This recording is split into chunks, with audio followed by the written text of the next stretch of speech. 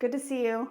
In this video, I'm going to be sharing with you some of my top repeats and top regrets for my bathroom. I have done many bathrooms in my remodel life for both myself and for clients, but today we're going to be talking about my bathroom and the things that I loved that we did and some of the things that I wish I had done very differently and bother me every day.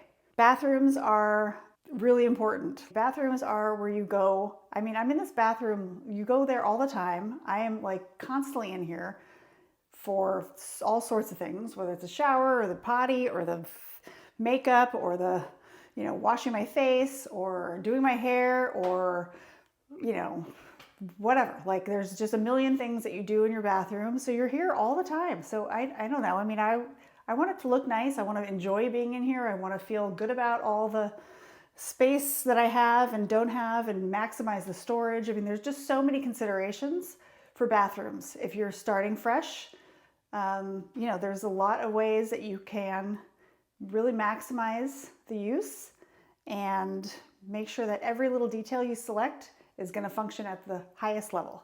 So let me show you some of my favorite things that I've done. Okay, favorite thing number one.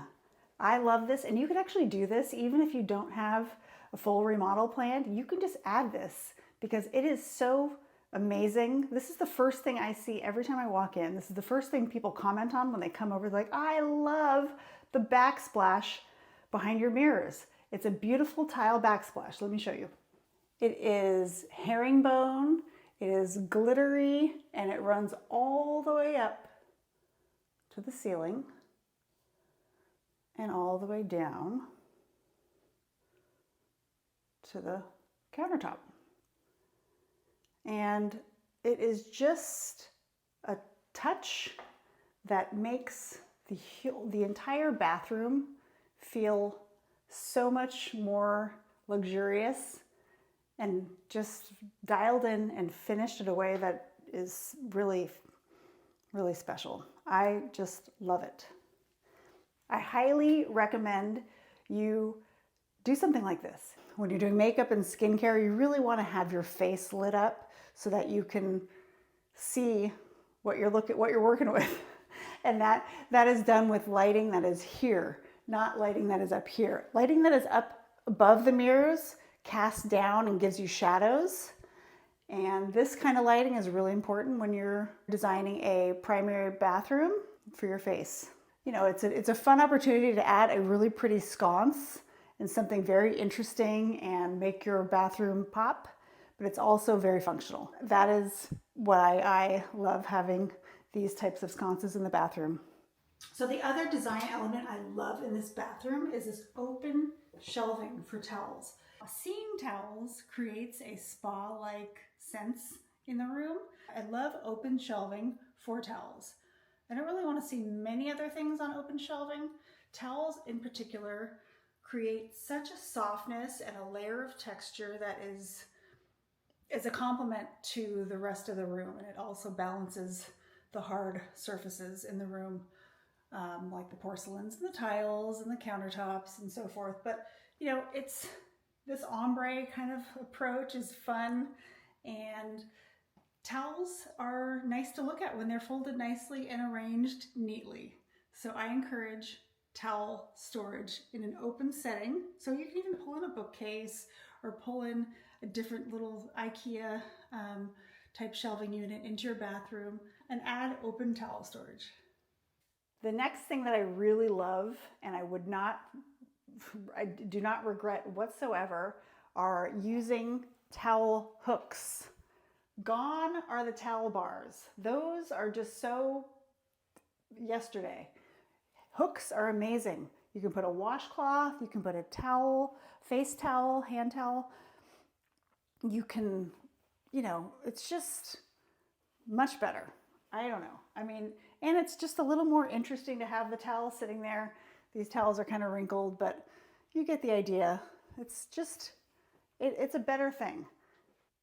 And back here, I've got my towel hooks too. It's really four hooks, and they are just much more functional. Imagine if you had bars, you'd have to fold the towel, hang it properly. This is much more simple, and actually I think it dries a bit more quickly hanging like that. I don't know. That's just the better, it's a better thing. It's a better solution in my opinion. Last on my list of recommendations is be sure to balance the colors of your cold leaning surfaces with other design elements that warm and soften the bathroom. Bathrooms can start looking cold really fast with all the porcelain, the glass, and the tile surfaces. Many people focus heavily on finishes in whites and grays and chromes and nickels. These combinations cause their bathrooms to look cold, unwelcoming, and really lack style. Here are the ways that I managed to create balance in this bathroom. First, I selected the foundational materials that have a variety of colors, albeit they're subtle, but I prefer subtle because then you can match to it and it's not obvious. It just all feels cohesive. This gray terrazzo flooring almost has a blue tone to it, with dots of browns and lighter grays that I can build on. The trick is to make the space look cohesive, but not matchy. In this backsplash tile, there's also browns and golds, and it also reads slightly blue. So it's the absolute perfect complement without matching too closely to the flooring. So I use those tones as a baseline. Then I can put the wood vanity in and it subtly pulls out the browns in both the floors and the backsplash tiles. I also selected this quartz countertop with a white base and the gray veining to match the floor and the backsplash, intentionally incorporating a different pattern so it feels more layered and a little bit more interesting that way. Unexpected. Again, love unexpected. Also, I color drenched the whole room, which means I painted the walls, the ceiling, the trim, the baseboards, and the doors all the same gray paint color, a Repose Gray by Sherwin-Williams. So the transition from the tile to the walls have a more seamless look. Then I selected wallpaper for the water closet that complemented the wall paint color as well as the vanity. The wallpaper also brings in a lot of softness and creates a layer of richness that augments the wall color and the brass finishes. This wallpaper has a reflective gold element that aligns well with the brass hardware and the fixtures, repeating that metallic color over there. So like I said, it's all about balance. The colder gray floors and the tile backsplash are balanced with the warm wood vanity and the grayish metallic wallpaper and the gray walls. And lastly, adding a small area rug and this tapestry wall art layer in more softness, which helps make the room feel more comfortable and designer. So those are my recommendations. Moving on to things I would not do again. Bathroom design regrets. Design regret number 1, black faucets. The finish just wears off. I mean, what is going on? Black does not wear well. We've had this for 2 years, I want to say, and it already needs to be replaced. It's got rusting and tons of water spots. The black is also wearing off. The black is so water spotted down here that it looks almost white. It's really hard to keep black staying black. It's frustrating and disappointing. So we will be replacing this very soon because it just looks bad. It looks old, worn, and tired, and it's 2 years old. Like, that's crazy and unacceptable. But I've already committed to this style. I've got black wallpaper, I've got black mirror, I've got, this is a black cozy powder room that is supposed to be, kind of edgy in its style. So I'm not going to do anything but black again, and we'll just have to replace it in another 2 years. So that's a bummer, but I would consider that when you're looking at black as your faucet in your bathrooms or kitchen. They don't wear well. My next design regret is not getting my faucets plumbed into the wall. I love the look and the elevated style of having your faucets coming out of the wall. It looks so curated, and I'm kind of obsessed with that look. I missed it here because my plumber said that it was harder to install and that seemed like more money, and I know that that's not necessarily true now. I mean, it's probably a little bit more money, but I should have pushed for it. But we were trying to be frugal, and so that's the decision we made. But in the next house, I will probably do something different. Get those plumbed through the wall. Okay, so this is embarrassing. This is my shower. This is all the stuff in my shower. And this is a regret that I have with designing this shower because it has only this one shower niche. Okay, so I've got all this stuff all on this shower bench and this tiny little niche to put it all. It's not enough room. I didn't account for larger shampoos and conditioners, and also the volume. So this actually isn't even most of this is not my stuff. My daughters come and use my bathroom, and they bring all their stuff with them, and then they leave it everywhere. So that's really not great. I hate this kind of clutter. I don't like looking at these things. I'd much rather have two niches. I should have done this vertically and done two of these niches in here so that I had height and space to put all this stuff away. I want all this stuff off this bench tucked away so that it looks organized and feels spa-like.